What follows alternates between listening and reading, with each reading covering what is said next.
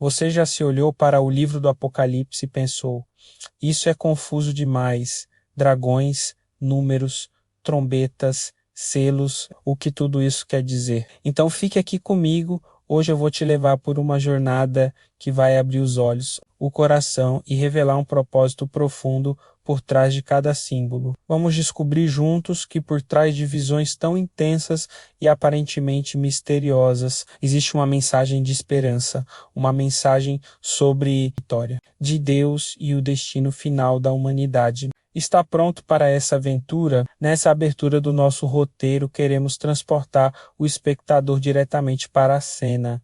Imagine João, um homem fiel, exilado na ilha de Patmos, uma prisão política cruel, isolada e rochosa, usada pelo Império Romano para calar vozes que proclamavam a verdade. Lá está João, sozinho, talvez assombrado por lembranças de sua vida com Jesus, das cartas que escreveu dos irmãos perseguidos.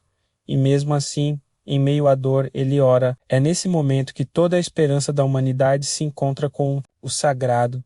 De repente, uma voz forte como trombeta ecoa. Eu sou o Alfa e o Ômega, o princípio e o fim. João se volta. O que ele vê não é mais o homem simples que andou pela Galileia. É o Cristo glorificado, olhos como fogo, voz como muitas águas, vestido de luz, segurando 7 estrelas. Da boca saiu uma espada afiada. João cai como morto, mas o Senhor toca nele e diz: não temas. Estive morto, mas agora vivo para sempre. João é comissionado, escreve tudo o que verás daqui para frente. Esse momento não é apenas o início da narrativa, é o fundamento do Apocalipse. Apocalipse vem do grego apocalipsis, que significa revelação, tirar o véu. Ou seja, este livro quer mostrar, não esconder, revelar o Cristo glorioso, revelar o plano de Deus, revelar que mesmo no caos, o Cordeiro reina menos e vence. Essa introdução nos convida, esteja pronto para ver o oculto ser revelado, as cartas às 7 igrejas, com o tom estabelecido. Seguimos para o primeiro bloco de visões menos, mas ainda na terra, com um foco muito pessoal e pastoral. Jesus envia mensagens diretas às 7 igrejas da Ásia Menor: Éfeso, Esmirna, Pérgamo, Tiatira, Sardes, Filadélfia e Laodiceia. Cada igreja é uma espécie de espelho espiritual. Algumas eram fiéis sob perseguição, outras estavam mornas, corrompidas ou acomodadas. Em cada carta, Cristo oferece elogios, correções e promessas eternas. A linguagem é íntima. Ao anjo da igreja em Éfeso, ao que tem ouvidos, ouça o que o Espírito diz. Mas as implicações são grandiosas. Essas cartas elas não são apenas uma atualização histórica, são um chamado à igreja de todos os tempos. Como está sua fé hoje? Você está no caminho de perseverança ou de acomodação? Nessas cartas, o agora se funde com o eterno, depois de ouvir a voz de Jesus. Depois das mensagens às 7 igrejas, João nos conta que algo extraordinário aconteceu. Ele vê uma porta aberta no céu. Você já imaginou o que veria se uma porta se abrisse para o céu? João não apenas imagina menos, ele é chamado. Ele ouve de novo aquela voz, a mesma voz que soava como trombeta. Sobe aqui e eu te mostrarei o que deve acontecer depois destas coisas. De repente, João é arrebatado em espírito. Em um instante, ele está diante do que nenhum ser humano jamais viu com tamanha clareza, o trono de Deus. Agora, feche os olhos por um instante e imagine isso comigo, um trono no centro do universo. Ao redor, um arco-íris como uma esmeralda reluzente. Relâmpagos saem do trono. Trovões ecoam. É uma mistura de majestade, mistério e santidade. Mas não há caos, nem confusão. Há ordem, há poder, há glória ao redor do trono. 24 anciãos sentados em tronos menores, com coroas de ouro em suas cabeças. Eles representam muito provavelmente as 12 tribos de Israel e os 12 apóstolos, um símbolo poderoso da totalidade do povo de Deus, de todas as alianças, e há mais 4 seres viventes, criaturas que parecem saídas de um sonho profético. um com o rosto de leão, outro de boi, outro de homem, outro de águia, cada um com 6 asas, cheios de olhos por dentro e por fora. Eles não cessam de proclamar dia e noite: Santo, Santo, Santo é o Senhor Deus Todo-Poderoso, que era, que é e que há de vir. E diante dessa adoração, os 24 anciãos se levantam, tiram suas coroas e as lançam aos pés do trono. Eles dizem: digno é, Senhor nosso e Deus nosso, de receber a glória, a honra e o poder, porque tu criaste todas as coisas, e por tua vontade existem e foram criadas. Essa cena é o centro do universo espiritual, antes que João veja qualquer juízo, qualquer besta, qualquer trombeta, menos ele vê o trono. Por quê? Porque tudo o que virá depois, os juízos, as guerras, as dores, será apenas compreendido se soubermos disso. Deus está no trono. Ele reina.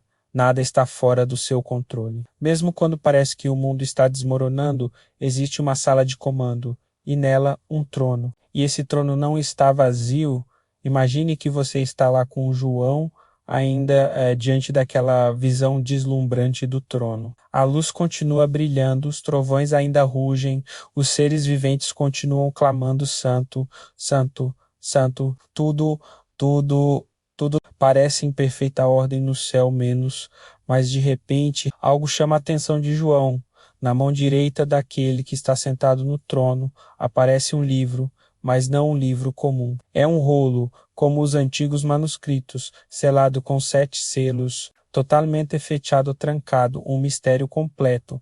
Esse livro representa algo grandioso, os segredos do destino do mundo, o plano completo de Deus para julgar a terra e redimir a criação. O que está ali dentro vai afetar cada nação, cada povo, cada vida. Mas tem um problema. Um anjo forte, com voz que ecoa como o trovão, pergunta em alta voz: quem é digno de abrir o livro e desatar os selos? E nesse momento, o céu inteiro para a silêncio. Os anjos olham uns para os outros, os anciãos se calam, os seres viventes observam em reverência, e a resposta vem: ninguém, nem no céu, nem na terra, nem debaixo da terra. Ninguém é achado digno. E João, o apóstolo que andou com Jesus, que viu milagres, que foi preso por sua fé, começa a chorar. Mas não é um choro superficial, é um choro profundo, um desespero, um pranto de quem sente que, se o livro não for aberto, a história não poderá continuar, a justiça não virá, a redenção não se cumprirá. É como se tudo estivesse perdido. Mas então um dos anciãos se levanta, toca em João e diz: não chores. Eis aqui o leão da tribo de Judá, a raiz de Davi. Ele venceu. E João, ansioso, levanta os olhos. Ele espera ver um leão forte, majestoso, rugindo em poder. Mas o que ele vê? Um cordeiro. Sim, um cordeiro como se tivesse sido morto. Mas está em pé, vivo, carregando as marcas do sacrifício, mas agora ressurreto, glorificado, com 7 chifres, símbolo de poder perfeito, e 7 olhos, símbolo de visão perfeita do Espírito de Deus. Esse Cordeiro, Jesus Cristo, se aproxima do trono. Com total autoridade, ele toma o livro da mão direita de Deus. E naquele instante, algo extraordinário acontece. O céu explode em adoração.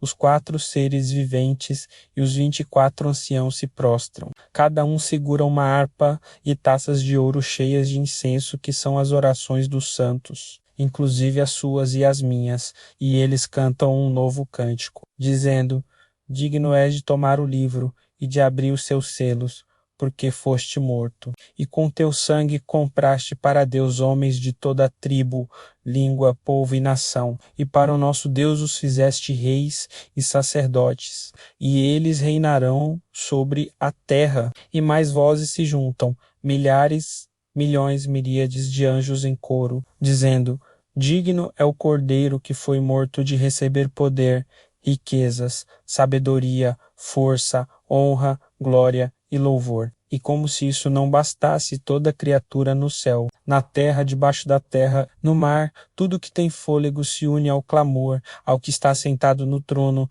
e ao Cordeiro, seja o louvor e a honra e a glória e o domínio para todo o sempre. E os 4 seres viventes dizem amém, e os anciãos se prostram e adoram.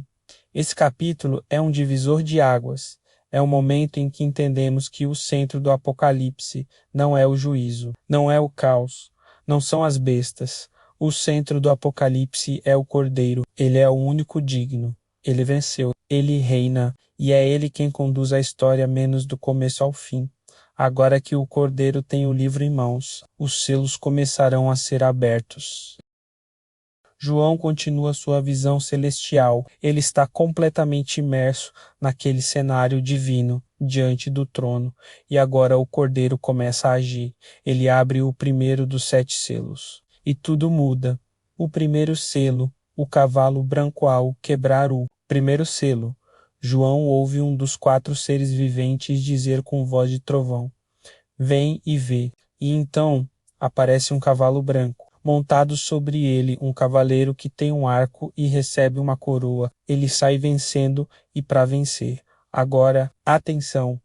Muitos confundem esse cavaleiro com Cristo porque ele monta um cavalo branco, mas os estudiosos, observando o contexto e o desenrolar dos outros selos, entendem que este cavaleiro não representa o Messias menos, mas sim a falsa paz, a conquista, o engano mascarado de pureza. Ele é o primeiro sinal do juízo. Ele parece justo, parece nobre, mas sua missão é dominar, controlar, estabelecer poder humano sob a aparência de bem.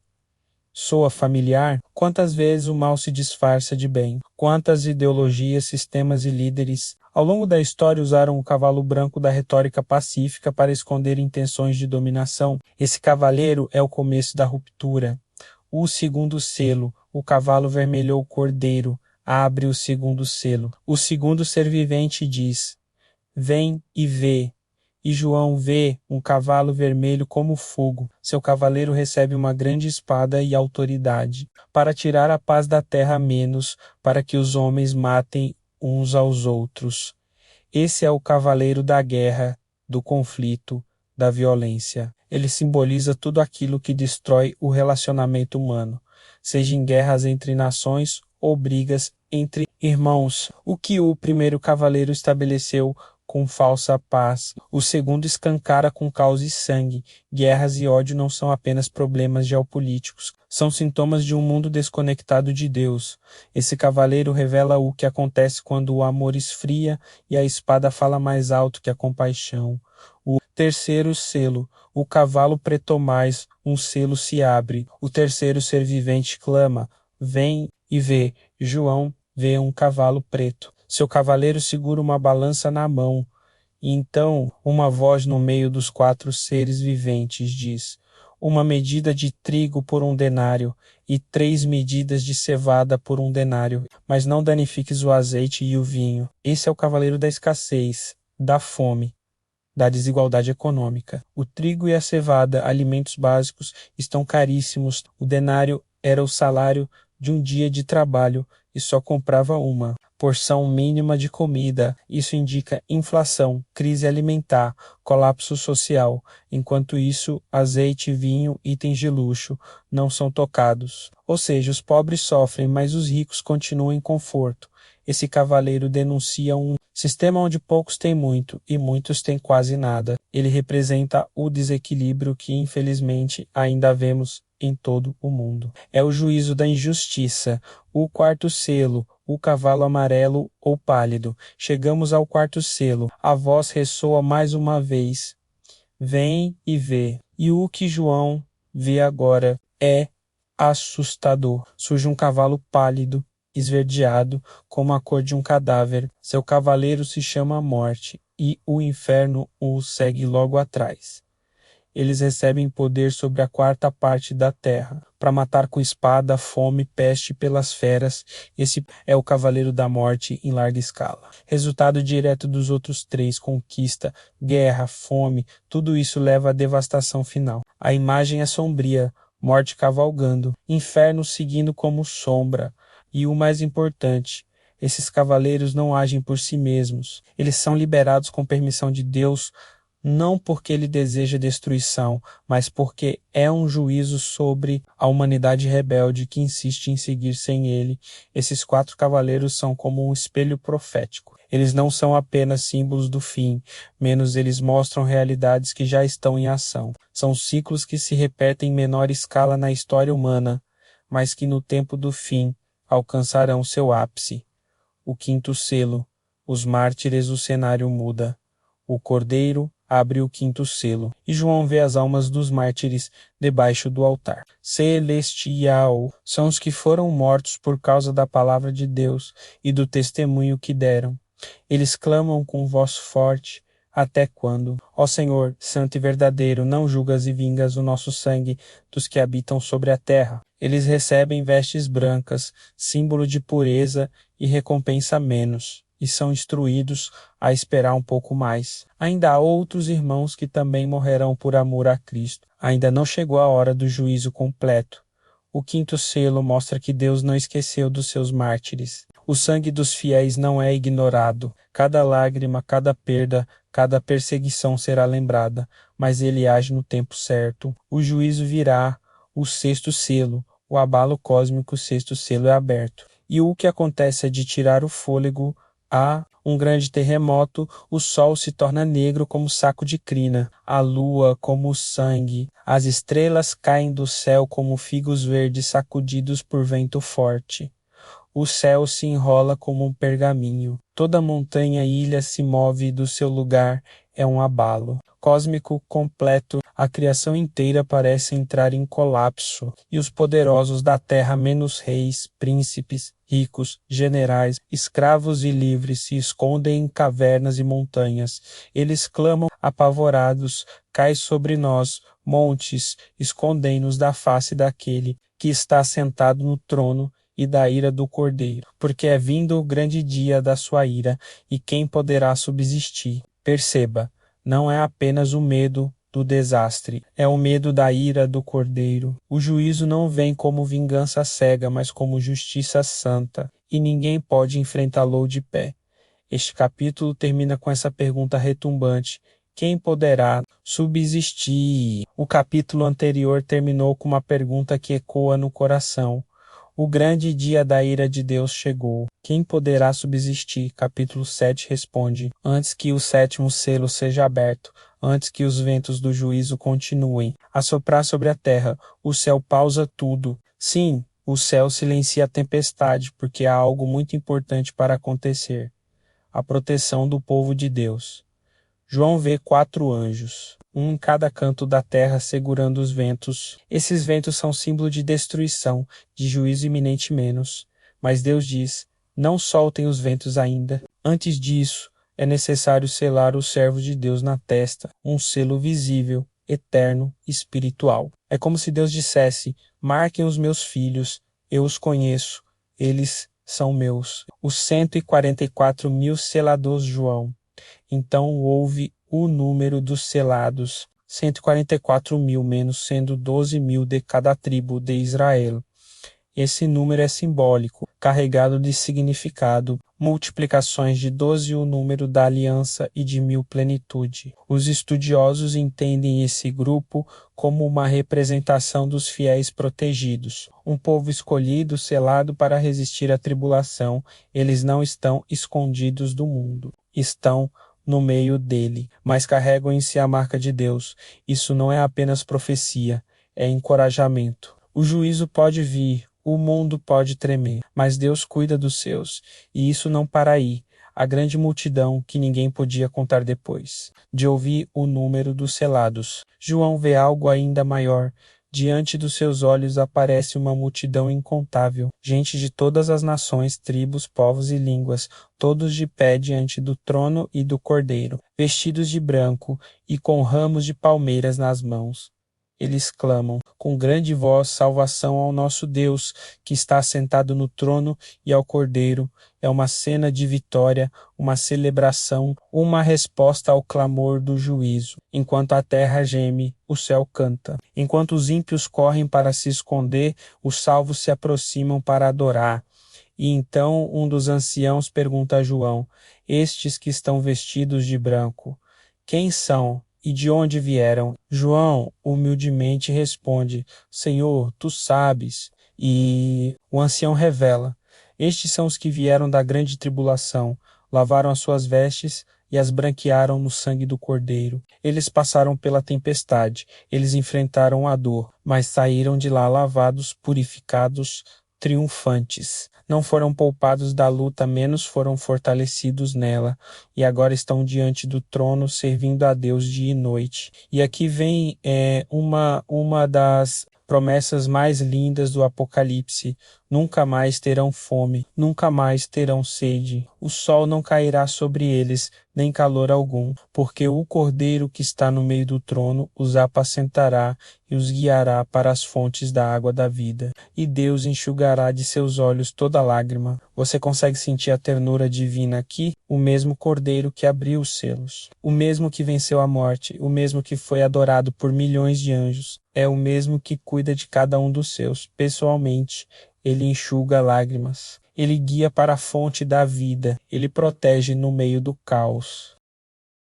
O Cordeiro abre o 7º selo, o último selo do livro misterioso que estava na mão de Deus.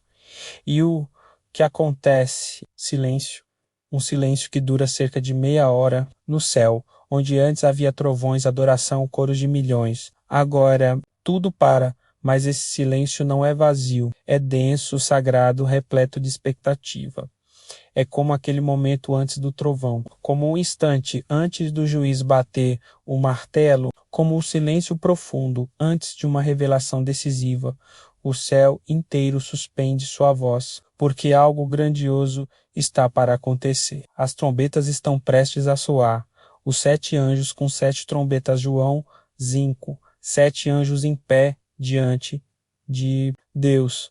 Cada um recebe uma trombeta, mas antes de qualquer som ecoar, um outro anjo se aproxima do altar. Ele traz um incensário de ouro e lhe é dado muito incenso para oferecer junto com as orações dos santos. Sim, as orações dos fiéis, menos aquelas feitas em lágrimas, em silêncio, em agonia, em fé, são levadas ao altar de Deus e elas não são ignoradas. O incenso sobe como aroma diante do trono. As orações dos que clamam por justiça, paz, salvação, socorro, agora são parte da ação divina.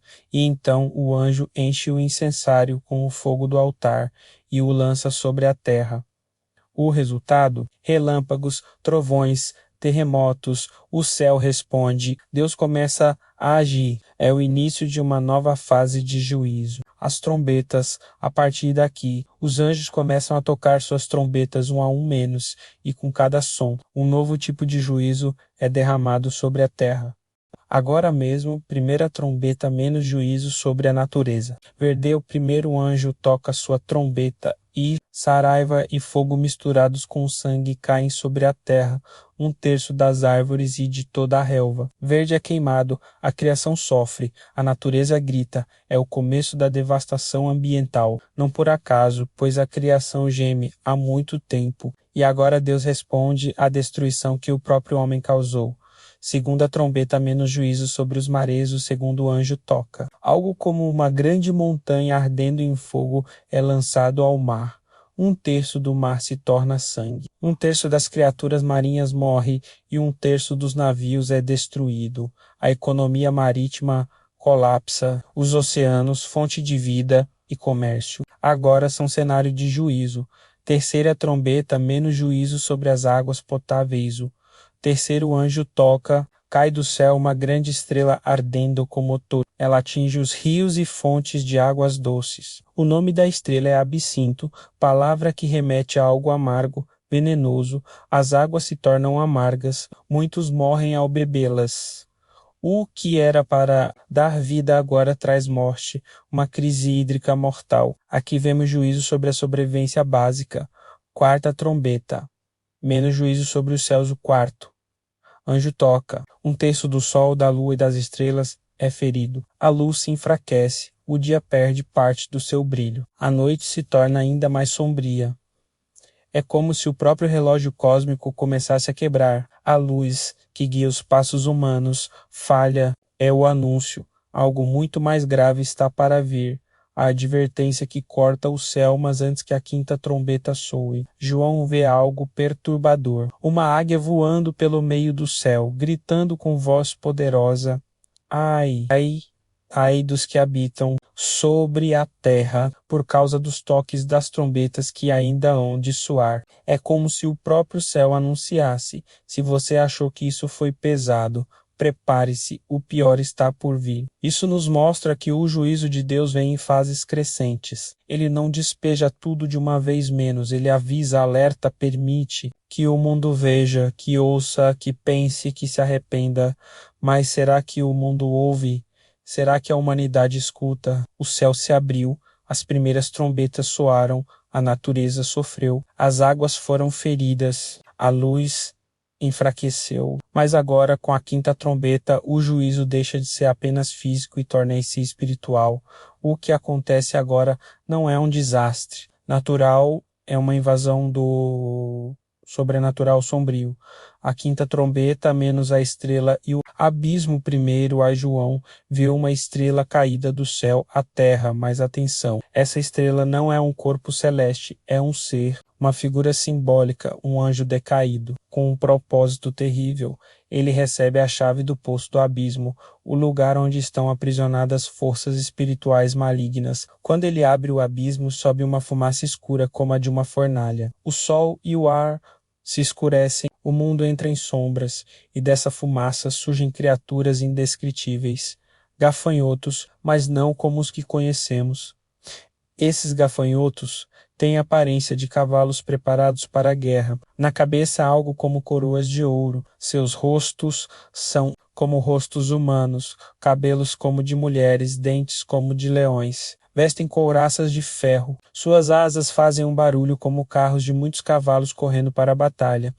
Eles têm caudas com ferrões como escorpiões, e têm um rei, o anjo do abismo, seu nome, Abaddon em hebraico ou Apolion em grego. Ambos significam o destruidor, e sua missão, atormentar os que não têm o selo de Deus em suas testas. Eles não matam, apenas atormentam menos por 5 meses. Sua picada é como a de escorpião. A dor é insuportável. As pessoas desejarão a morte, mas a morte fugirá delas.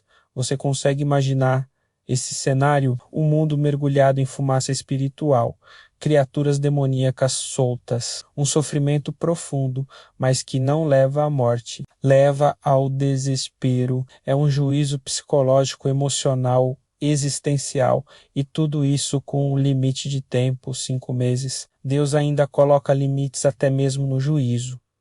É como se ele dissesse: vocês não me ouviram até agora, e ainda assim eu deixo espaço para o arrependimento. A sexta trombeta menos o exército sobrenatural. Então, soa a sexta trombeta, o sexto anjo toca, e uma nova visão se abre. João ouve uma voz vinda dos 4 chifres do altar de ouro diante de Deus. Ela ordena ao sexto anjo que liberte 4 anjos que estão presos junto ao grande rio Eufrates. Esses anjos estavam detidos até a hora, o dia, o mês e o ano exatos. Tudo está sob o controle de Deus. Nada é aleatório, nem mesmo o juízo. Eles são libertos para matar a terça parte da humanidade. E como eles lideram um exército de 200 milhões de cavaleiros, um número gigantesco, quase inconcebível. João ouve esse número e então ele vê os cavaleiros. Eles montam cavalos com cabeças de leão. De suas bocas saem fogo, fumaça e enxofre. Eles matam com essas 3 pragas. As cores são vibrantes e ameaçadoras: vermelho fogo, azul fumaça, amarelo enxofre. As caudas dos cavalos também são fatais, têm cabeças semelhantes a serpentes. São instrumentos de destruição total. Esse exército parece saído de um pesadelo profético. E talvez seja isso mesmo. Muitos estudiosos especulam: seriam tanques de guerra, armas químicas, explosões nucleares, ou será tudo simbólico? Mais importante do que a forma é o efeito: um terço da humanidade morre. É um juízo extremo, uma ferida aberta na civilização. Mas o mais chocante ainda está por vir. João termina esse capítulo com um lamento espiritual, não do céu, mas da terra, mesmo depois de tantos sinais, mesmo depois do sofrimento, da dor, da perda, o restante dos homens que não foram mortos por estas pragas não se arrependeram. Eles continuam adorando ídolos de ouro, prata, bronze, pedra e madeira, continuam entregues à feitiçaria, à imoralidade sexual, aos assassinatos, às mentiras. O coração humano permanece endurecido. E essa talvez seja a parte mais triste de todo o capítulo. Não é o abismo, não são os gafanhotos demoníacos, nem o exército de fogo. É que, mesmo diante de tudo isso, a humanidade prefere seguir sem Deus. Está vendo o mundo desmoronar sob juízos. O céu está escuro, o ar está carregado de dor e a humanidade não se arrepende. Mas no meio dessa tensão apocalíptica, ele vê algo novo. Vi outro anjo forte descendo do céu. Esse anjo forte é majestoso. Ele está vestido de nuvem, menos símbolo da glória divina. O arco-íris está sobre sua cabeça, menos sinal da aliança de Deus, lembrança do dilúvio. O rosto brilha como o sol, um reflexo direto da presença de Deus. E os pés são como colunas de fogo, firmes, ardentes, imponentes. Ele carrega um livrinho aberto na mão, um pequeno livro menos, mas cheio de significado, e ele se posiciona com o pé direito sobre o mar e o esquerdo sobre a terra. Esse gesto é poderoso. É como se dissesse: a autoridade que trago vem do céu, mas alcança toda a criação menos mar e terra. Nada está fora do controle de Deus. Então, o anjo clama com voz de trovão, e quando ele fala, 7 trovões respondem.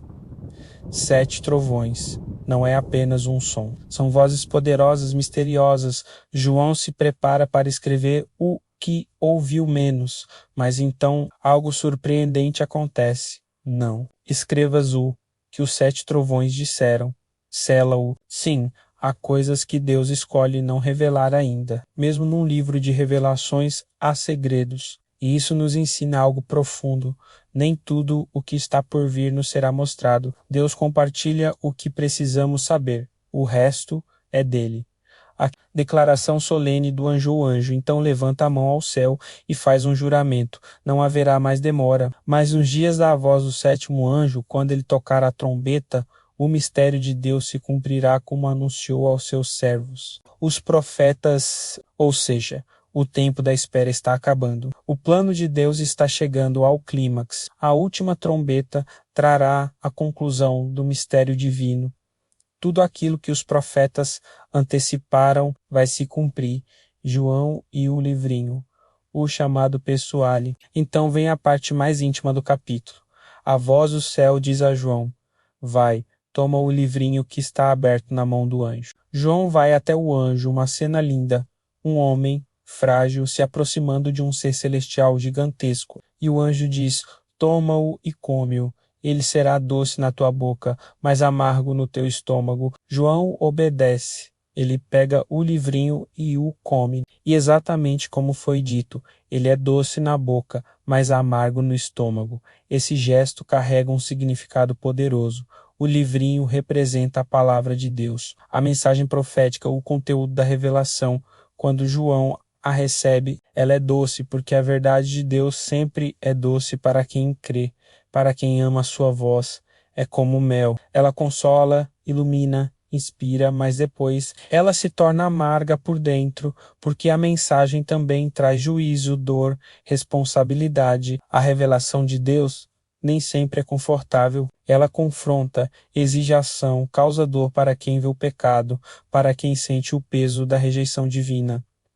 Essa é a realidade de todos que anunciam a verdade. O evangelho é doce, mas também é amargo. Ser profeta é maravilhoso, mas é custoso, e o capítulo termina com uma nova comissão. Importa que profetizes outra vez a muitos povos, e nações, e línguas, e reis. João precisa continuar. A visão ainda não terminou. Há mais a dizer, mais a mostrar, mais a escrever. A missão profética continua menos, mesmo com amargura no estômago, mesmo com lágrimas nos olhos. Deus nos ensina que Deus tem autoridade total sobre o céu, a terra e o mar. Nem tudo será revelado agora. A palavra de Deus é doce, mas também amarga. E, acima de tudo, que a missão de profetizar não pode parar. O capítulo começa com uma nova instrução para João, depois de comer o livrinho. Agora ele recebe uma missão simbólica, mas carregada de significado. Levanta-te e mede o templo de Deus, o altar e os que nele adoram, mas o átrio exterior deixa de fora. João é chamado a medir o templo, não apenas o edifício, mas o espaço sagrado, o povo, os verdadeiros adoradores. Medir aqui significa avaliar, proteger, separar, santificar. O altar e os adoradores são protegidos. Mas o átrio externo, que representa o que está misturado, impuro, vulnerável, será entregue às nações. Eles o pisarão por 42 meses. Esse tempo é importante. 42 meses é igual a 1.260 dias, é igual a 3 anos e meio, um período recorrente no Apocalipse que simboliza um tempo de tribulação intensa, mas limitada. As duas testemunhas agora João recebe uma visão impressionante. Darei poder às minhas duas testemunhas, e elas profetizarão por 1.260 dias, vestidas de pano de saco. Essas duas testemunhas são profetas, homens de Deus, chamados para proclamar a verdade em meio à escuridão. O pano de saco simboliza lamento, clamor, arrependimento durante esse período. Elas têm poder para fechar o céu, para que não chova, transformar águas em sangue, ferir a terra com toda sorte de pragas sempre que quiserem. Elas representam a autoridade profética plena. E durante todo esse tempo ninguém pode tocá-las. Mas quando o tempo se completa, algo chocante acontece. A besta que sobe do abismo lhes fará guerra, vencerá e as matará. Sim, elas morrem, seus corpos ficam expostos nas ruas de Jerusalém, a cidade simbolicamente chamada de Sodoma e Egito, lugares de rebeldia, idolatria e dureza de coração. O mundo inteiro assiste. Povos, tribos, línguas e nações contemplam os corpos mortos das testemunhas, e como se isso não bastasse, as pessoas comemoram, os que habitam sobre a terra se alegram por causa delas, trocam presentes, celebram. É como se a morte da verdade fosse um alívio, como se o mundo dissesse, enfim, nos livramos dessa voz incômoda. Mas Deus não termina sua história assim.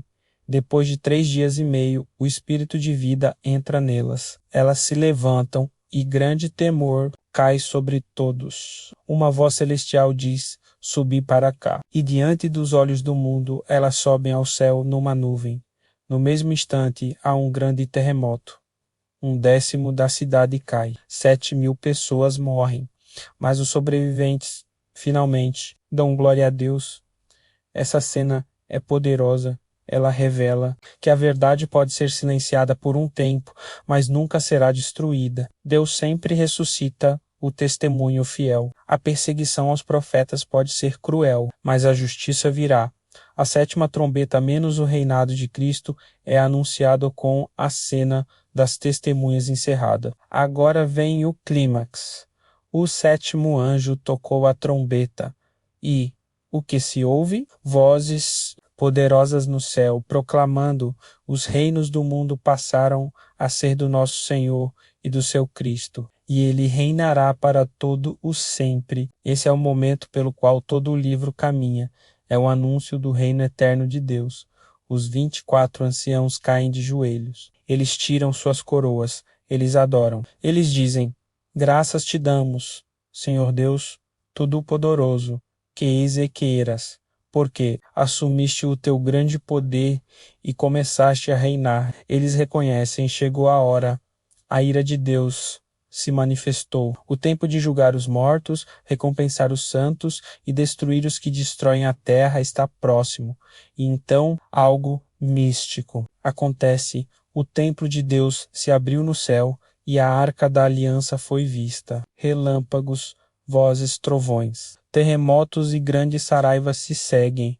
É como se o céu dissesse: o plano agora entrou em sua fase final. Deus nos ensina que o testemunho fiel pode ser perseguido, mas será ressuscitado. O mundo pode zombar da verdade, mas Deus a exaltará. E que o reino de Cristo não é apenas um futuro distante, ele já começou.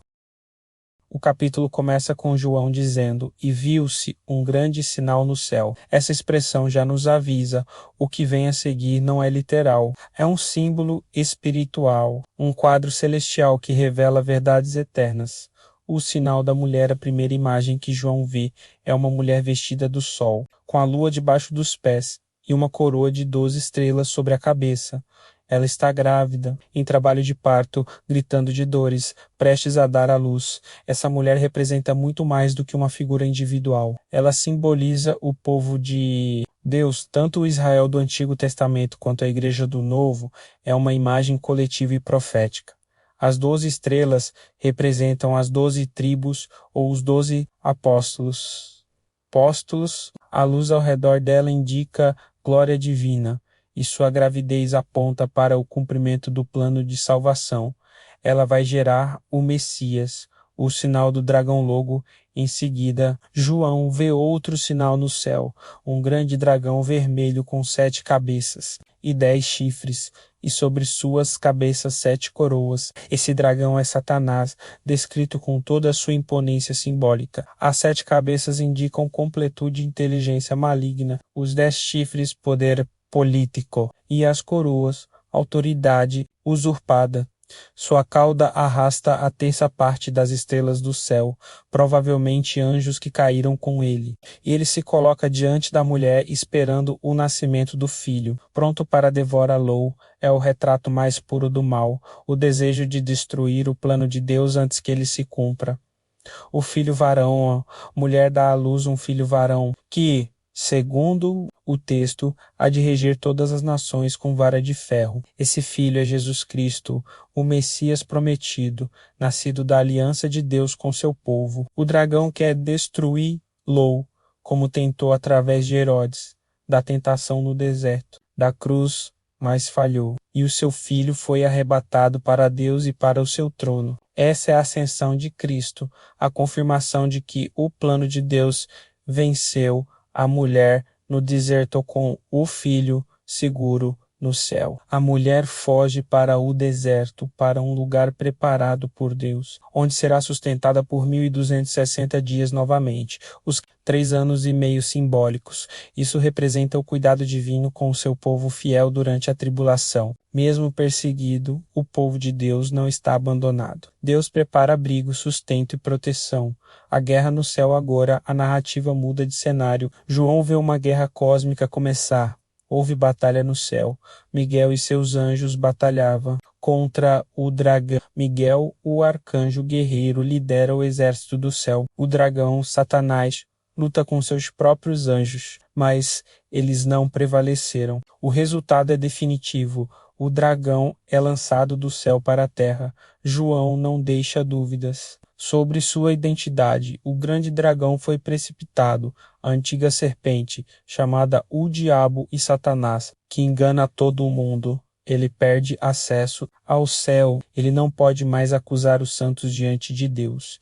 E então uma grande voz no céu proclama: agora é chegada a salvação, a força e o reino do nosso Deus e o poder do seu Cristo, porque foi lançado fora o acusador dos nossos irmãos. E acrescenta: eles o venceram pelo sangue do Cordeiro e pela palavra do seu testemunho. Essa é uma das declarações mais poderosas do Apocalipse. O dragão é forte, mas os fiéis são mais fortes, porque confiam no sangue do Cordeiro, falam com fé e coragem, e estão dispostos a morrer, mas não a negar a verdade, a ira do dragão na terra com raiva, sabendo que lhe resta pouco tempo. O dragão persegue a mulher, o povo de Deus. mas ela recebe 2 asas de grande águia e voa ao deserto, onde é protegida. Ele tenta destruí-la com um rio que sai da sua boca, menos uma tentativa de afogar, enganar, confundir menos. Mas a terra ajuda a mulher, engolindo o rio. Frustrado, o dragão então volta sua fúria contra os restantes da descendência da mulher, ou seja, os cristãos fiéis, os que guardam os mandamentos de Deus e têm o testemunho de Jesus. O dragão está furioso, ele não pode mais alcançar o céu. Então, volta sua fúria contra a terra, mas ele não age diretamente, ele levanta instrumentos, estruturas, sistemas, líderes. João vê isso com clareza. Ele escreve: e vi subir do mar uma besta. A primeira besta menos vinda do mar, essa besta é a aterradura. Ela tem 7 cabeças, 10 chifres com 10 coroas, nomes de blasfêmia em suas cabeças, e aparência de leopardo, pés de urso, boca de leão.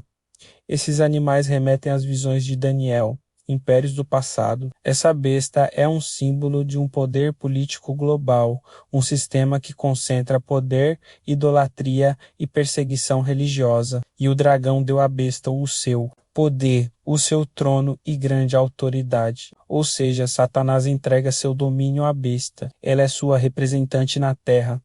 João nota que uma das cabeças parecia estar mortalmente ferida, mas foi curada, e isso causa admiração mundial. As pessoas dizem: quem é semelhante à besta, quem poderá batalhar contra ela? Isso mostra que a besta conquista o coração das massas. Ela fascina, impressiona, domina, mas por trás de tudo está o dragão, o pai da mentira. Ela recebeu autoridade por 42 meses. Mais uma vez, o período simbólico de 3 anos e meio aparece. Tempo limitado de domínio. A besta blasfema contra Deus, contra o céu, contra os santos, e mais grave, foi-lhe permitido fazer guerra aos santos e vencê-los. Essa é uma verdade dura, mas necessária.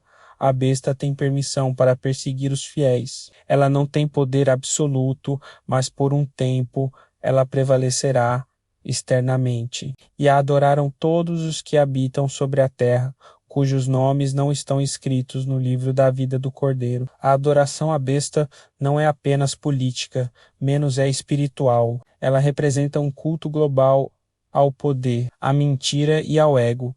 A segunda besta menos vinda da terra, o falso profeta João, vê outra besta, agora subindo da terra. Essa tem 2 chifres como de cordeiro, mas fala como dragão. É a imagem perfeita. Do falso religioso, ela parece inofensiva, mansa menos, mas carrega a voz da mentira. Essa besta não comanda como a primeira, mas influencia, engana, seduz. Ela exerce toda a autoridade da primeira besta e faz com que a terra adore a besta do mar. Ela realiza grandes sinais, até fogo do céu faz descer a terra diante dos homens. Milagres, sinais sobrenaturais, sim, mas não para glorificar a Deus, e sim para enganar. Ela convence os povos a fazerem uma imagem da primeira besta menos e dá fôlego à imagem, fazendo-a falar, e então impõe um decreto sombrio: todos, pequenos e grandes, ricos e pobres, livres e escravos, recebam uma marca na mão direita ou na testa, para que ninguém possa comprar ou vender, senão aquele que tiver a marca, o nome da besta ou o número do seu nome. Aqui chegamos ao trecho mais famoso. Aqui a sabedoria. Aquele que tem entendimento, calcule o número da besta, porque é número de homem e seu número é 666.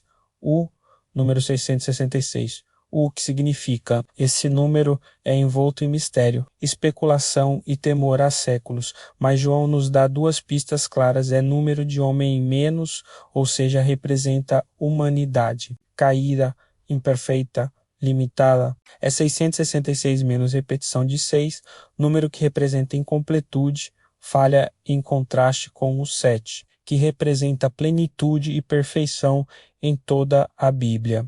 O 666 simboliza então a tentativa do homem de se fazer Deus, de dominar, controlar, seduzir, oprimir, sem jamais alcançar a perfeição divina. É o número do sistema anticristo. É o selo daqueles que se entregaram ao controle total do mundo e rejeitaram o Cordeiro.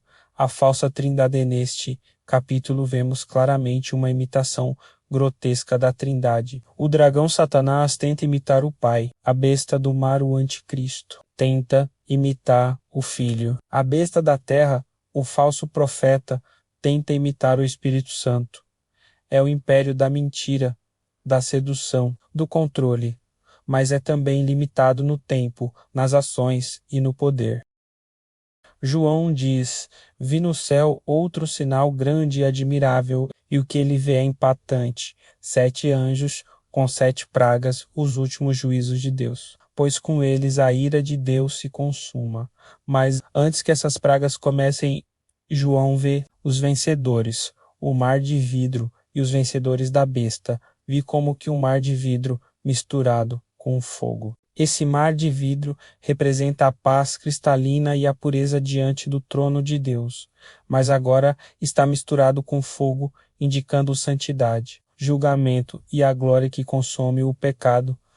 E quem está de pé sobre esse mar? Os que saíram vitoriosos da besta, da sua imagem, do seu número e do seu nome. Sim, eles venceram, mesmo perseguidos, mesmo ameaçados, mesmo mortos. Eles não adoraram a besta, não receberam sua marca, e agora estão com harpas de Deus nas mãos, louvando ao Cordeiro. O cântico de Moisés e do Cordeiro esses vencedores cantam, e o cântico que entoam é duplo. O cântico de Moisés, servo de Deus, e o cântico do Cordeiro. Essa junção é poderosa. O cântico de Moisés foi cantado após o livramento no Mar Vermelho, símbolo da vitória sobre a opressão do Egito. O cântico do Cordeiro celebra a vitória final sobre o sistema do mundo, sobre a besta, sobre o pecado.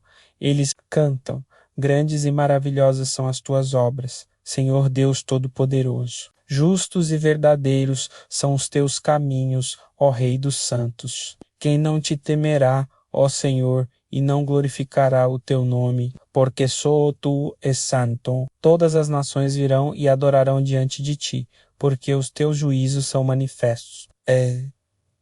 É um louvor que reconhece a soberania de Deus, a santidade absoluta do seu nome e o triunfo inevitável da justiça divina.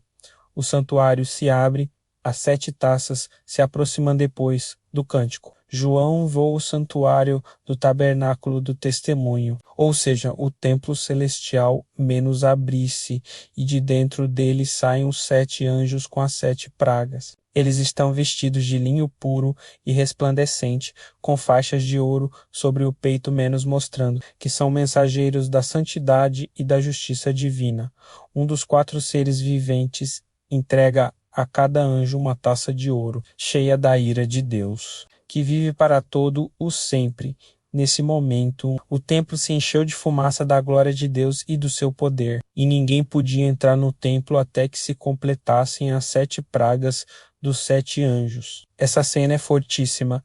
A glória de Deus é tão intensa, tão pura, tão santa, que ninguém pode entrar no santuário até que os juízos estejam completos. É como se o céu estivesse dizendo: agora chegou a hora, a última fase do plano será executada e ninguém pode interferir. João ouve uma grande voz do santuário, dizendo aos 7 anjos: ide e derramai sobre a terra as 7 taças da ira de Deus. A ordem é clara: os juízos não podem mais ser adiados. Primeira taça menos feridas dolorosas foi o primeiro, e derramou a sua taça sobre a terra. Resultado: feridas malignas e dolorosas aparecem sobre todos que têm a marca da besta e que adoram a sua imagem. Esse é um juízo específico, direcionado aos que rejeitaram o Cordeiro. As feridas não são apenas físicas, mas exposições públicas da culpa espiritual.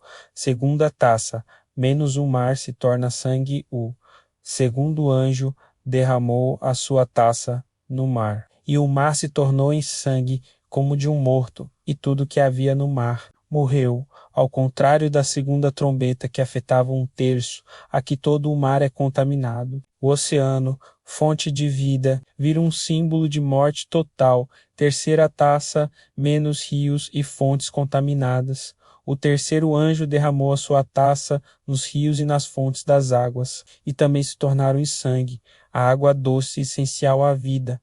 Agora está irreversivelmente contaminada.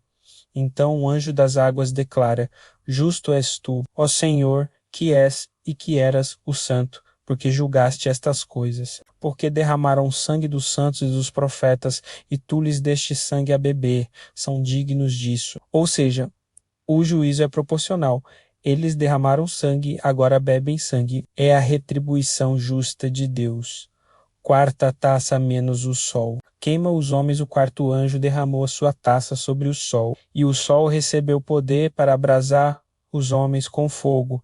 Eles são queimados com grande calor, mas blasfemaram o nome de Deus, que tem poder sobre estas pragas, e não se arrependeram para lhe dar glória. Isso é assustador. Mesmo com juízos intensos, a humanidade não se rende, se revolta. O coração endurecido prefere blasfemar do que se curvar. Quinta taça menos escuridão no reino da besta. O quinto anjo derramou a sua taça sobre o trono da besta. E o seu reino se tornou em trevas, as pessoas mordem suas línguas de dor, mas não se arrependem, menos apenas blasfemam. É como se Deus dissesse: o seu império de engano e luz falsa será coberto pela escuridão real. Sexta taça, menos secagem. Do Eufrates e reunião para a batalha, o sexto anjo derramou a sua taça sobre o grande rio Eufrates. O rio seca, preparando o caminho para os reis do Oriente. E então João vê 3 espíritos imundos, como rãs saindo da boca do dragão, da besta e do falso profeta. Esses espíritos são demônios que realizam sinais e vão aos reis da terra para Runelós, para a batalha do grande dia do Deus Todo-Poderoso. Esse é o prelúdio da famosa batalha do Armagedon. Mas antes dela, uma voz menos a voz de Jesus interrompe com um aviso: Eis que venho como ladrão. Bem-aventurado aquele que vigia e guarda as suas roupas, para que não ande nu e não se vejam as suas vergonhas. Jesus lembra: em meio ao caos, fiquem vigilantes. Ele vem sem aviso. Sétima taça menos o fim. O sétimo anjo derramou a sua taça no ar, e uma grande voz sai do templo, do trono de Deus, dizendo: Está feito. Então, trovões, vozes, relâmpagos, um terremoto sem precedentes, tão violento que as cidades das nações caem. A grande Babilônia é lembrada por Deus para beber o cálice da sua ira. As ilhas desaparecem, as montanhas não são mais achadas, e grandes pedras de granizo de quase 50 quilogramas caem do céu.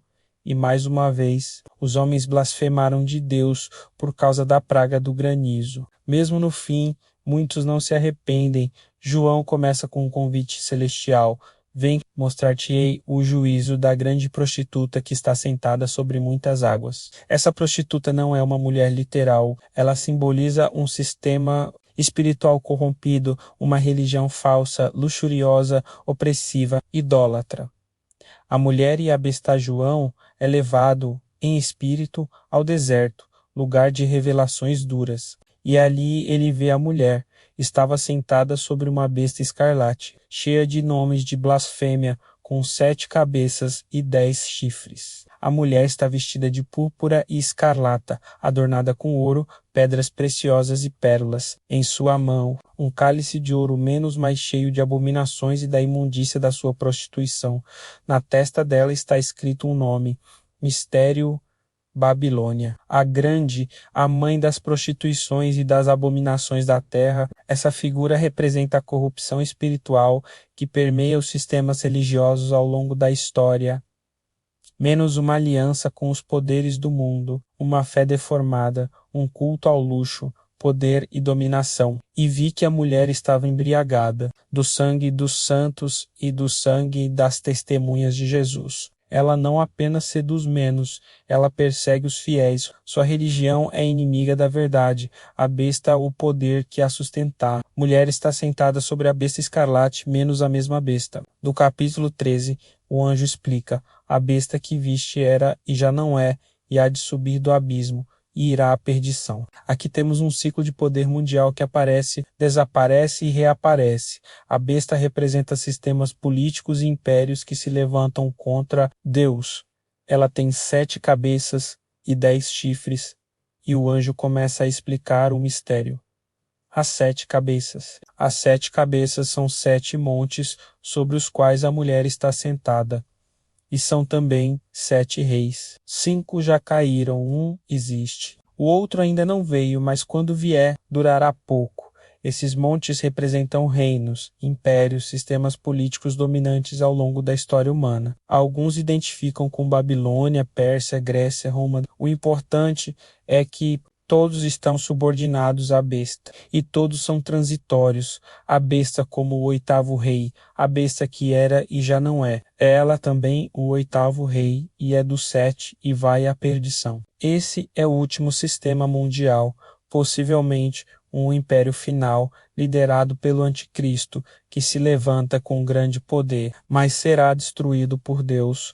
Os 10 chifres que viste são 10 reis que ainda não receberam reino, mas receberão poder como reis por 1 hora, juntamente com a besta. Esses 10 reis ou líderes entregarão sua autoridade à besta. Eles estão unidos por um propósito. Estes combaterão contra o Cordeiro, mas o fim é certo, e o Cordeiro os vencerá, porque é o Senhor dos senhores e o Rei dos reis. A vitória de Jesus não está em risco. O conflito final já tem resultado garantido. A reviravolta final, a queda da prostituta aqui. Vem uma surpresa dramática. Os 10 chifres e a besta odiarão a prostituta, a porão desolada e nua, comerão sua carne e a queimarão no fogo. Ou seja, o próprio sistema que sustentava a prostituta vai destruí-la. O mal se volta contra o mal. O poder político abandona a falsa religião quando ela não for mais útil.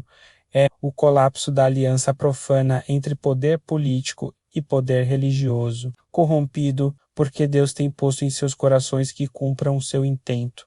Até no caos, Deus está no controle. A queda da prostituta é parte do plano divino. Ela deve cair antes do reinado do Cordeiro.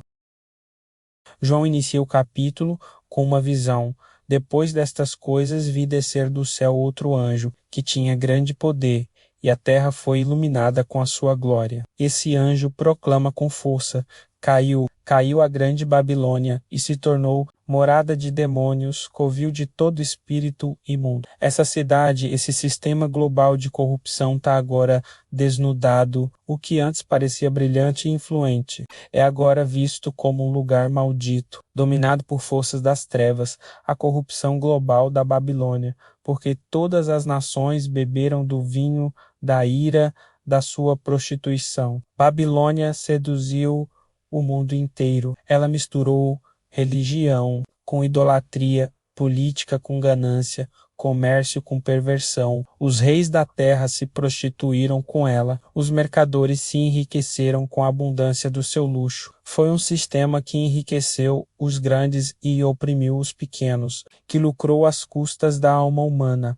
A voz do céu chama o povo de Deus em meio ao caos. João ouve outra voz do céu dizendo: sai dela, povo meu, para que não sejas participante dos seus pecados e para que não incorras nas suas pragas. Esse é um clamor de separação espiritual.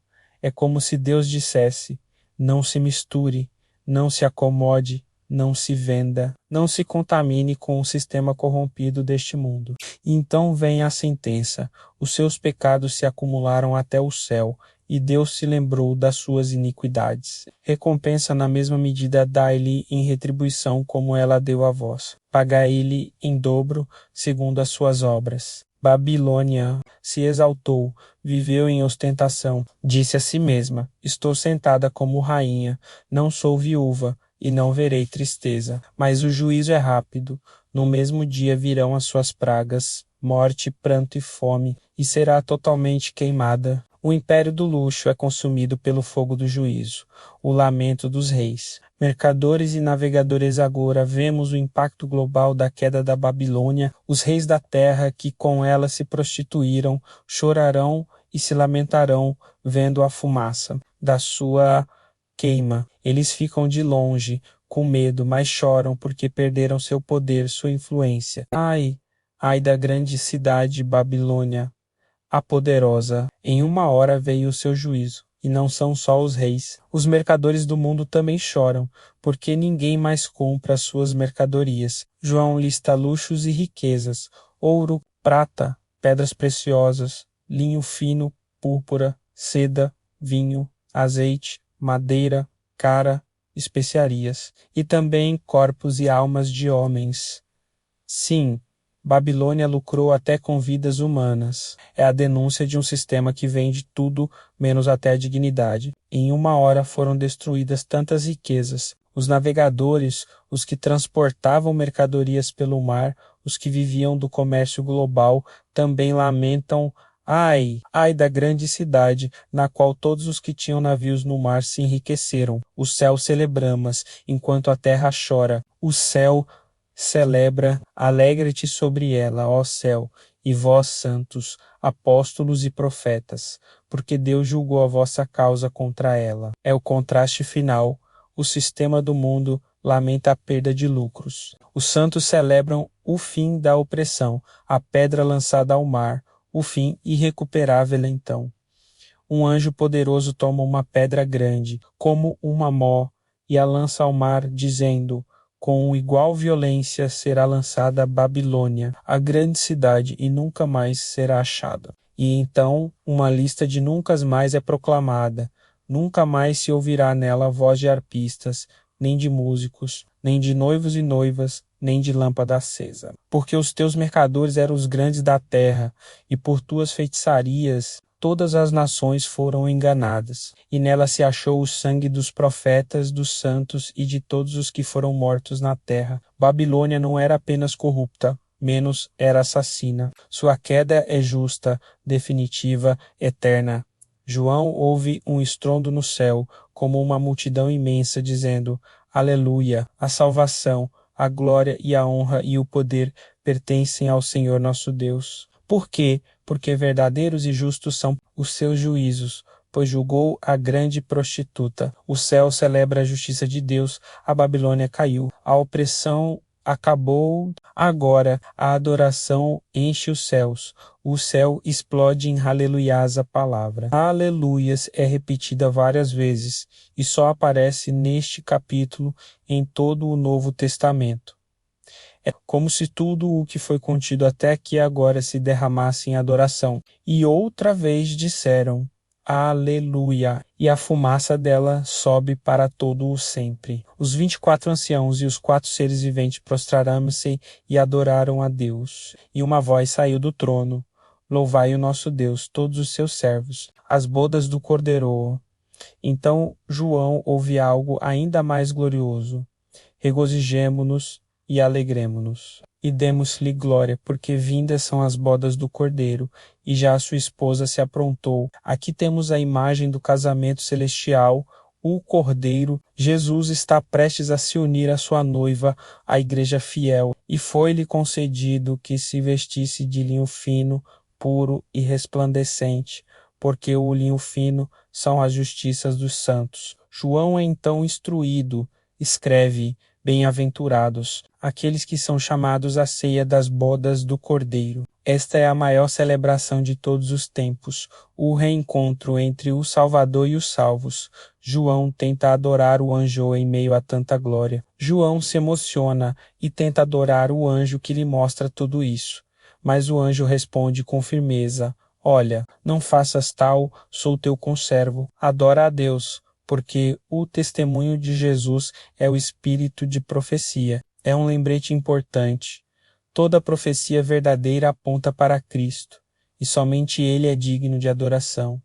A volta triunfal de Jesus, o cavaleiro fiel e verdadeiro, agora o céu se abre de novo. E João vê aquilo que todos esperavam desde o começo, e viu o céu aberto, e eis um cavalo branco, e o que estava sentado sobre ele chama-se fiel e verdadeiro, e julga e peleja com justiça. Essa é a segunda vinda de Cristo.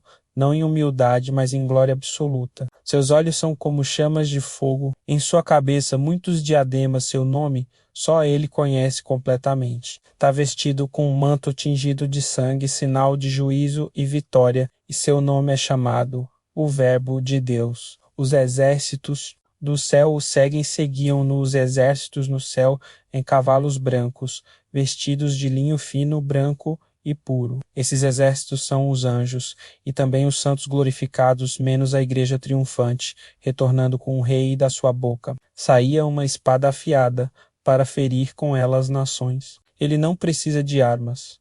Sua palavra é suficiente. Ele as regerá com vara de ferro. Ele pisa o lagar do vinho, do furor da ira do Deus Todo-Poderoso. E em sua veste coxa está escrito: Rei dos reis e Senhor dos senhores. A derrota final da besta e do falso profetal anjo aparece em cena e clama aos pássaros do céu: Vinde, ajuntai-vos para a grande ceia de Deus. Não é a ceia das bodas, é a ceia da derrota dos inimigos de Deus. A besta e os reis da terra se reúnem para guerrear contra o cavaleiro e seu exército, mas não há batalha. A besta foi presa e com ela o falso profeta. Estes dois foram lançados vivos no lago de fogo que arde com enxofre. O restante dos exércitos inimigos é vencido pela espada que saía da boca do cavaleiro. Fim da linha. Fim do sistema anticristo. Fim da mentira institucionalizada. João começa com uma nova visão. E vi descer do céu um anjo que tinha a chave do abismo e uma grande corrente na mão. Esse anjo não é Cristo, é apenas um servo de Deus, mas tem autoridade suficiente para prender o inimigo mais temido, Satanás. Satanás é preso por 1000 anos. Prendeu o dragão, a antiga serpente, que é o diabo e Satanás, e amarrou-o por 1000 anos. Ele é lançado no abismo, que é trancado e selado durante esse tempo. Ele não pode mais enganar as nações. Mas atenção, o texto avisa que ele será solto por um pouco de tempo no final. O milênio, Cristo reina com os santos tronos, e assentaram-se sobre eles aqueles a quem foi dado o poder de julgar. João vê aqueles que foram mortos por causa do testemunho de Jesus, que não adoraram a besta, nem receberam sua marca. Eles viveram e reinaram com Cristo durante 1000 anos. Esse período é chamado de milênio, menos 1000 anos de paz verdadeira, justiça plena, governo do próprio Cristo. É o cumprimento das promessas feitas aos fiéis. Bem-aventurado e santo é aquele que tem parte na primeira ressurreição. Sobre estes a segunda morte não tem poder. Esses são os vencedores eternos. A última rebelião e, cumpridos os 1000 anos, Satanás será solto da sua prisão. Por um breve tempo ele volta a enganar as nações. Ele reúne os povos de Gog e Magog, de todos os cantos da terra, para a batalha contra os santos. Cercaram o acampamento dos santos e a cidade amada. Parece que vai acontecer outra grande guerra, mas desceu fogo do céu e os consumiu. Simples assim. Deus age e o fim chega. Satanás é derrotado para sempre e o diabo, que os enganava, foi lançado no lago de fogo e enxofre, onde já estavam a besta e o falso profeta, e serão atormentados de dia e de noite para todo o sempre. Não há mais retorno, o mal está encerrado, o grande trono branco, o juízo final agora. João vê uma cena arrebatadora, viu um grande trono branco e aquele que estava sentado sobre ele, de cuja presença fugiram a terra e o céu, e não se achou lugar para eles. O juiz se apresenta, o tempo e o espaço não suportam sua glória. E vi os mortos, grandes e pequenos, em pé diante do trono. E abriram-se os livros que registram as obras dos homens. E abriu-se outro livro, o da vida, e os mortos foram julgados segundo as suas obras. O mar, a morte e o inferno entregam seus mortos. Ninguém que escapa, todos são julgados. A segunda morte, o lago de fogo, e a morte e o inferno foram lançados no lago de fogo. Esta é a segunda morte. E aquele que não foi achado inscrito no livro da vida foi lançado no lago de fogo. Esse é o momento mais sério da história humana. Não haverá apelação, não haverá desculpas, não haverá segundas chances. ou o nome está no livro da vida, ou o destino é eterno afastamento de Deus, e vi um novo céu e uma nova terra. Porque já o primeiro céu e a primeira terra passaram, e o mar já não existe sim. Tudo que conhecemos hoje vai passar. As montanhas, os oceanos, as cidades, tudo será renovado pela glória de Deus. E então, João vê algo ainda mais impactante, e vi a santa cidade, a nova Jerusalém, que de Deus descia do céu, adereçada como uma noiva ataviada para o seu noivo. O tabernáculo de Deus com os homens, e ouvi uma grande voz do céu que dizia: Eis aqui o tabernáculo de Deus com os homens. Essa é a maior promessa já feita. Ele habitará com eles, e eles serão o seu povo, e o mesmo Deus estará com eles e será o seu Deus. Aqui não haverá mais separação. Deus não estará distante, ele estará presente para sempre. E olha o que vem agora. O fim da dor, Deus enxuga as lágrimas, e Deus limpará de seus olhos toda lágrima. E não haverá mais morte, nem pranto, nem clamor, nem dor, porque já as primeiras coisas são passadas. Essa frase é uma das mais confortantes de toda a Escritura. Nunca mais dor, nunca mais sofrimento, nunca mais saudade, tudo que te feriu não existirá mais. Eis que faço novas todas as coisas. E o que estava sentado sobre o trono disse: Eis que faço novas todas as coisas. Deus não vai consertar o antigo, vai criar tudo novo e completa. Eu sou o Alfa e o Ômega, o princípio e o fim. A quem tiver sede, de graça lhe darei da fonte da água da vida. Essa é a graça eterna, a promessa e o alerta a quem vencer herdará todas estas coisas, e eu serei seu Deus, e ele será meu filho. Mas há um alerta solene. Mas, quanto aos covardes, aos incrédulos, aos abomináveis, aos homicidas, aos impuros, aos feiticeiros, aos idólatras e a todos os mentirosos, a sua parte será no lago que arde com fogo e enxofre, que é a segunda morte. A promessa é gloriosa, mas a separação entre salvação e condenação é definitiva. A nova Jerusalém menos a cidade gloriosa agora, João vê a cidade com mais detalhes, e veio um dos 7 anjos, dizendo: Vem mostrar-te-ei a esposa, a mulher do Cordeiro. Ele é levado em espírito a um grande e alto monte, e de lá vê a grande cidade santa de Jerusalém, que descia do céu da parte de Deus, tendo a glória de Deus. Seu brilho era como uma pedra preciosíssima, tinha muros altos e 12 portas, menos cada uma com o nome das tribos de Israel. 12 fundamentos com os nomes dos 12 apóstolos do Cordeiro. Medidas perfeitas, simbolismo da plenitude da cidade, é medida com precisão divina. Quadrada, de ouro puro, como vidro transparente. Os fundamentos adornados com toda sorte de pedras preciosas, as portas feitas de pérolas gigantescas, as ruas de ouro puro. Tudo isso representa a perfeição, a pureza e o valor eterno do reino de Deus.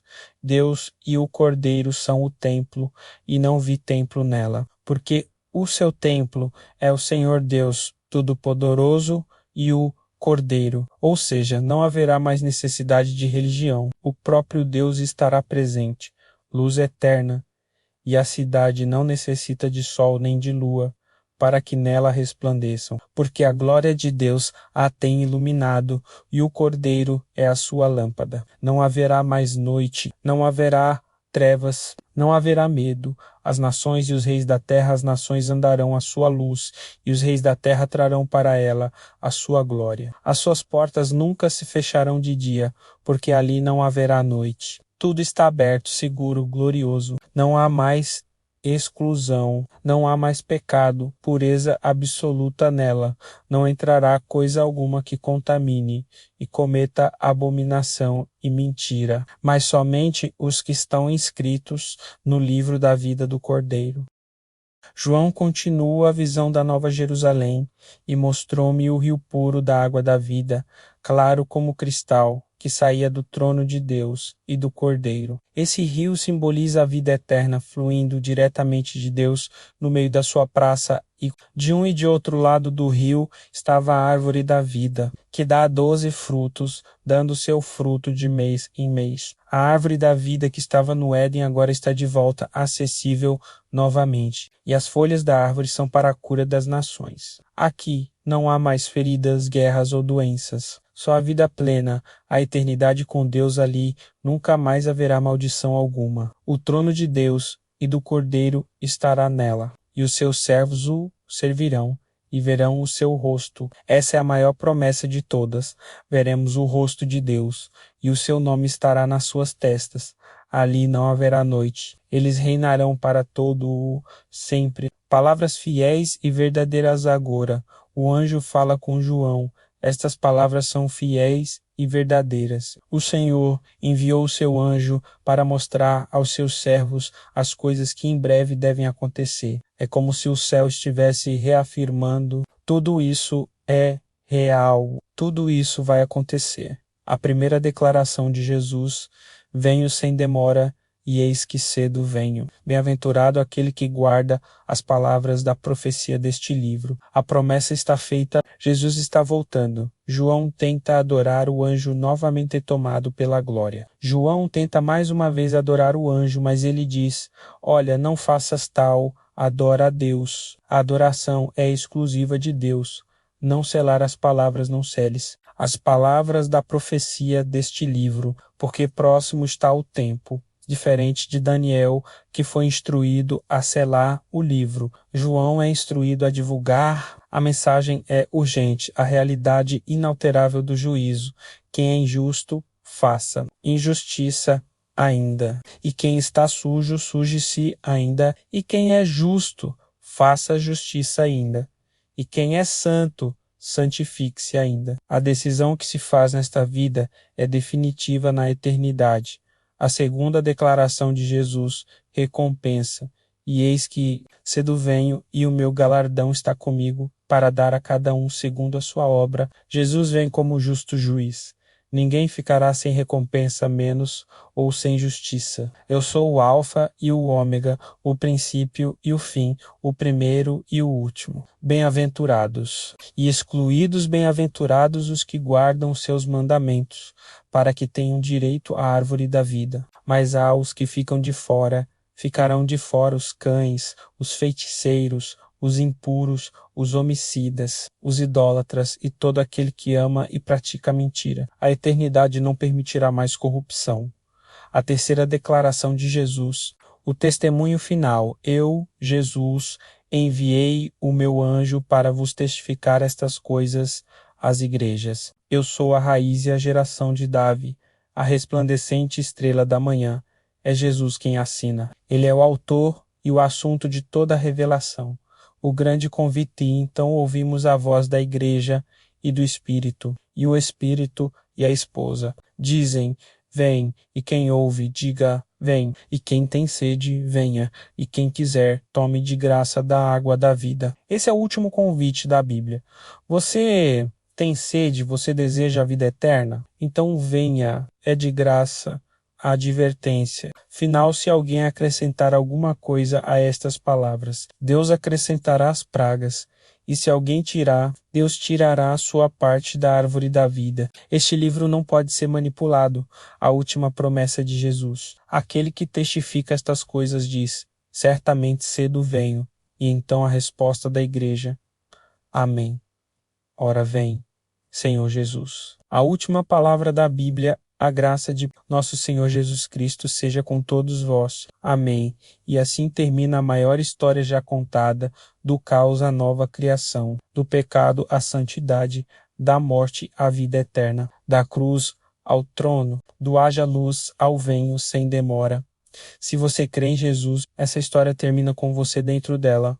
Obrigado por ter seguido comigo até aqui. Se esse conteúdo tocou você, curta, se inscreva e compartilhe com alguém que precisa conhecer o fim menos e o novo começo. E claro, não pare por aqui. Clique no próximo vídeo e continue mergulhando na palavra. Até a próxima. Que a graça do Senhor Jesus esteja com você. Amém.